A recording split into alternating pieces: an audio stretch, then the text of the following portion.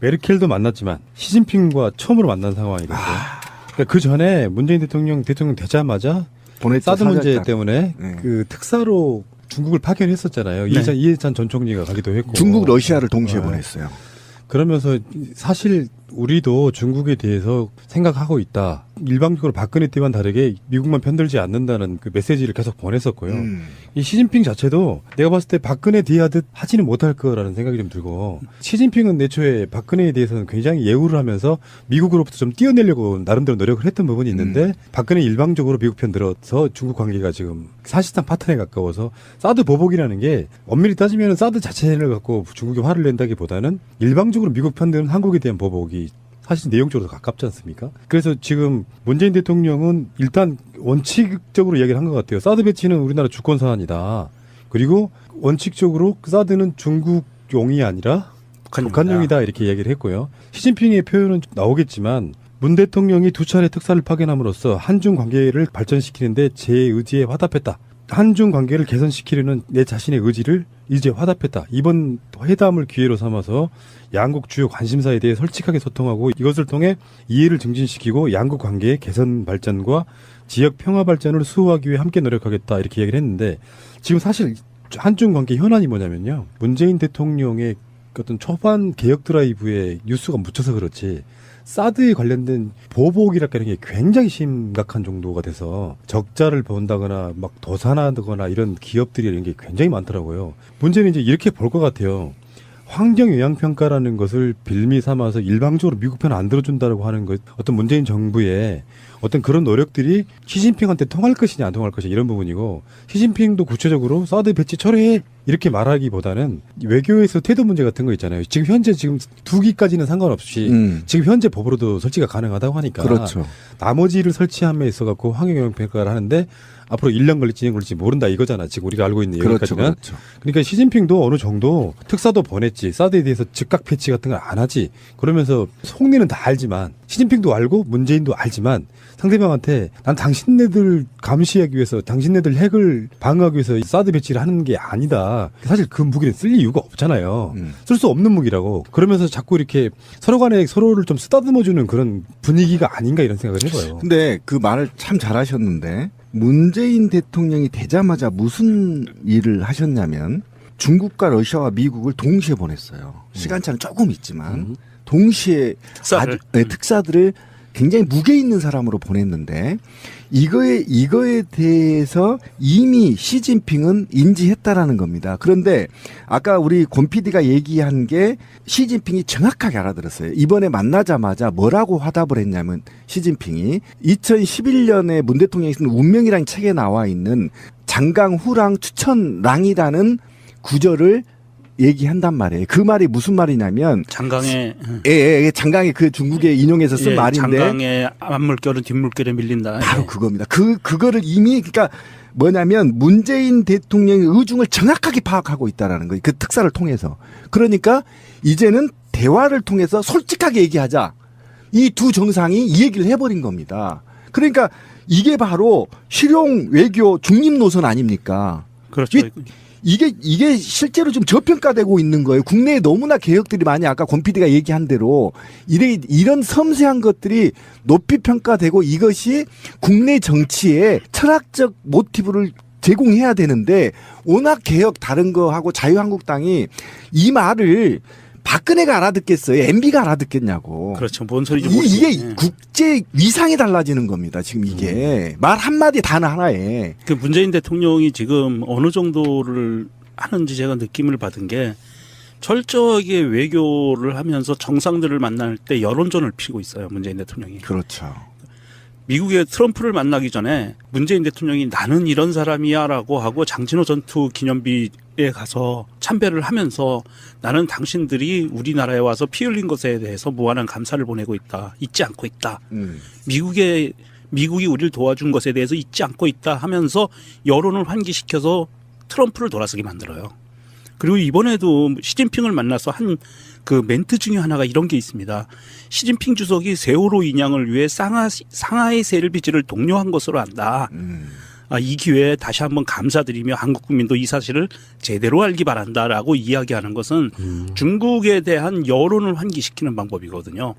그러니까 바로 시진핑은 이런 얘기를 합니다. 이번 회담을 기회로 삼아 양국 주요 관심사에 대해 솔직하게 소통하고 그렇지, 솔직하게 하자. 예, 이것을 통해 이해를 증진시키고 둘이 서로 윈윈하자는 얘기고요. 양국 관계의 개선 발전과 지역 평화 발전을 수호하기 위해 함께 노력하겠다.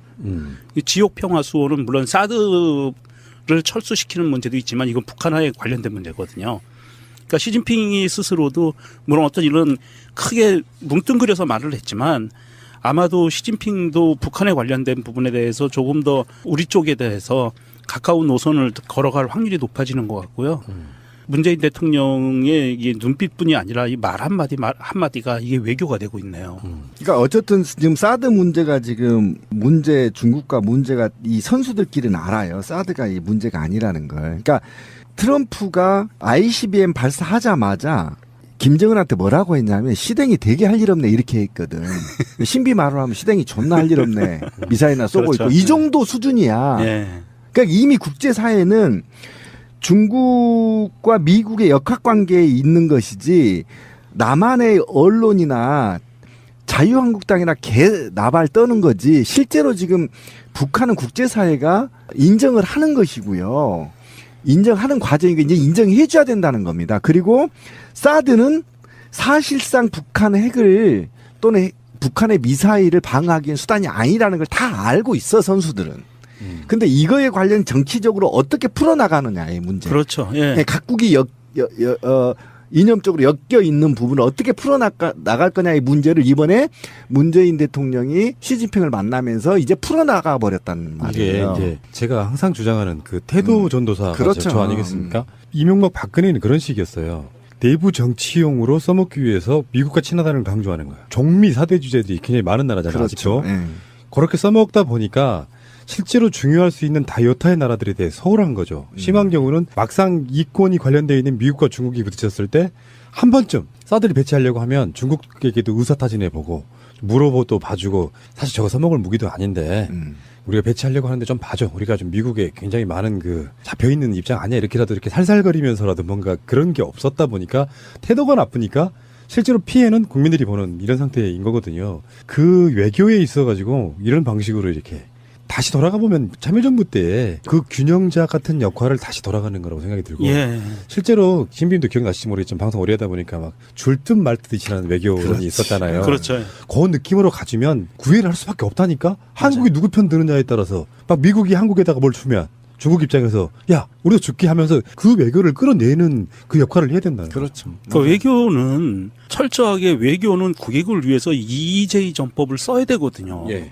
그러니까 미국이 사드를 배치하겠다는 압박이 들어오면 살짝 중국 애들한테 이야기를 해서 중국과 미국이 싸우게 만들어야 돼요.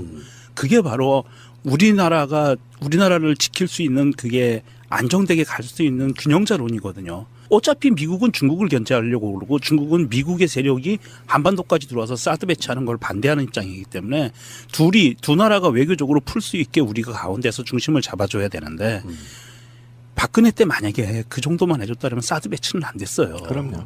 근데 지나고 보면 참 우리가 멍청하지만 대단했던 것 같아요. 그러니까 김대중 대통령의 동북아 허브, 그 다음에 균형자론, 노무현 대통령이 균형자론을 통해서 어쨌든 북한의 12개 개성공단을 개설해서 북한의 수준을 끌어올린 다음에 문화적, 경제적, 그다음에 정치적 통일을 하겠다.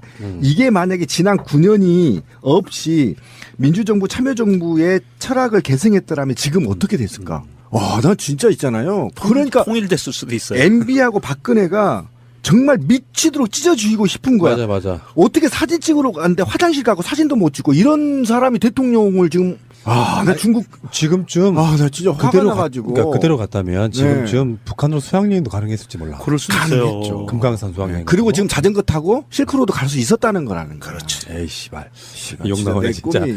그래서 더 미워 이 새끼들이. 네. 중국은 외교가 판다 외교인가 봐요. 그러니까 시진핑이 독일 오기 전에 한 달 전에 또 독일 어디 동물원에다가 판사 기증을 했어. 그래서 둘이 시진핑하고 메르켈하고 둘이 가서 판다 보면서 막 좋아 죽겠는 뭐 이런 거 하더라고. 우리나라는 뭘 갖다 주면 판다 한 마리씩 보내면서. 옛날에 우리가 그게 유행했는데 호랑이. 아씨, 우리 호랑이. 그 태백산맥 호랑이 박근혜 대박이었는데. 박근혜 때였죠. 그 시진핑이 우리나라에도 판다를 그랬죠. 보냈었죠. 근데 걔네들이 경제계 그게 캐릭터 돈이 엄청나요. 근데 이 판다가 네, 판다. 중국에서만 서식하는 짐승이거든요. 맞아요. 대나무 처먹고. 예. 예, 예. 아이, 또 처먹지 말고 그냥 이쁘게 먹고. 그런 굉장히 상징성이 있는 동물이라 중국은 그걸 굉장히 활용을 잘하고 있어요. 근데 걔 이소룡이 팬더로 바뀌어버렸잖아요. 그만큼 팬더가 중국에서는 대단한 거야. 그러니까 그게 바로 태도라는 거예요. 네. 우리한테 가장 소중한 걸 주면서 주는 거지. 그게 중국의 문화이기도 하죠. 무슨 뭐 행사 같은 게 있으면 선물을 소중한 거 들고 가서 근데 그런 건데 우리는 뭐 있어요? 나 궁금한데. 그래서 김정숙 여사가 미국 갔을 때 뭘 줬냐 이렇게 봤더니 옷 도자기. 도자기. 도자기. 공식적인 그 선물은 대부분 도자기가 되게 많단 말이에요. 근데 요즘 우리나라도 도자기 구워요? 그럼요. 아, 그래요? 다 그런 도공들이 있어요? 그럼요. 아, 있구나. 아니요, 궁금해서 물어보고. 그런 고급 문화를 접해본 적이 없으시죠? 네, 그러니까.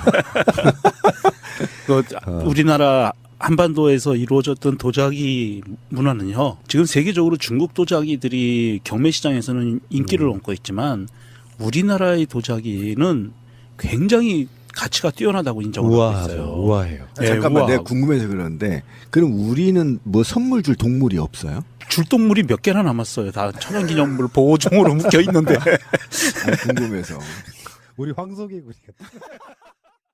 메르켈도 만났지만 시진핑과 처음으로 만난 상황이거든요. 그러니까 그 전에 문재인 대통령 되자마자 보냈죠, 사드 문제 살짝. 때문에 네. 그 특사로 중국을 파견했었잖아요. 이해찬 전 총리가 가기도 했고. 중국, 러시아를 동시에 네. 보냈어요.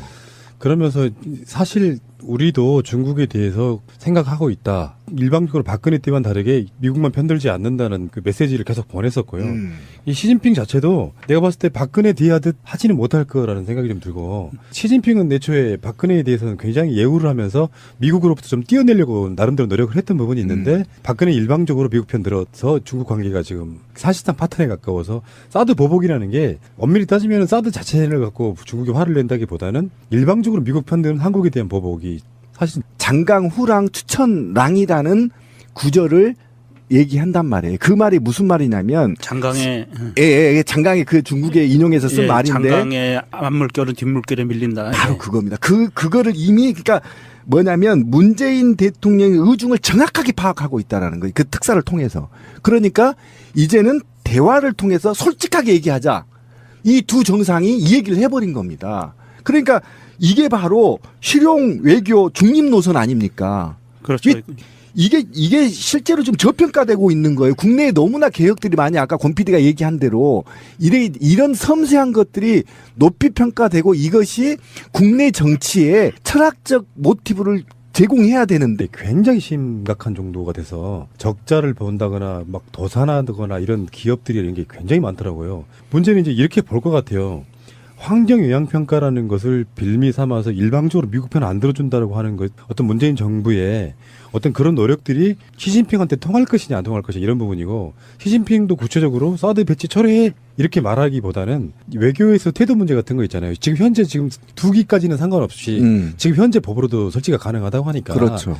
나머지를 설치함에 있어 갖고 환경 영향 평가를 하는데 앞으로 1년 걸릴지 2년 걸릴지 모른다 이거잖아. 지금 우리가 알고 있는 여기까지는. 그렇죠. 그러니까 시진핑도 어느 정도 특사도 보냈지. 사드에 대해서 즉각 패치 같은 걸 안 하지. 그러면서 속내는 다 알지만 시진핑도 알고 문재인도 알지만 상대방한테 난 당신네들 감시하기 위해서 당신네들 핵을 방어하기 위해서 사드 배치를 하는 게 아니다. 사실 그 무기는 쓸 이유가 없잖아요. 쓸 수 없는 무기라고. 그러면서 자꾸 이렇게 서로 간에 서로를 좀 쓰다듬어주는 그런 분위기가 아닌가 이런 생각을 해봐요. 근데 그 말을 참 잘하셨는데 문재인 대통령이 되자마자 무슨 일을 하셨냐면 중국과 러시아와 미국을 동시에 보냈어요. 시간차는 조금 있지만 동시에 특사들을 굉장히 무게 있는 사람으로 보냈는데 이거에 대해서 이미 시진핑은 인지했다라는 겁니다. 그런데 아까 우리 권 PD가 얘기한 게 시진핑이 정확하게 알아들었어요. 이번에 만나자마자 뭐라고 화답을 했냐면 시진핑이 2011년에 문 대통령이 쓴 운명이라는 책에 나와 있는 내용적으로 가깝지 않습니까? 그래서 지금 문재인 대통령은 일단 원칙적으로 이야기를 한 것 같아요. 사드 배치는 우리나라 주권 사안이다.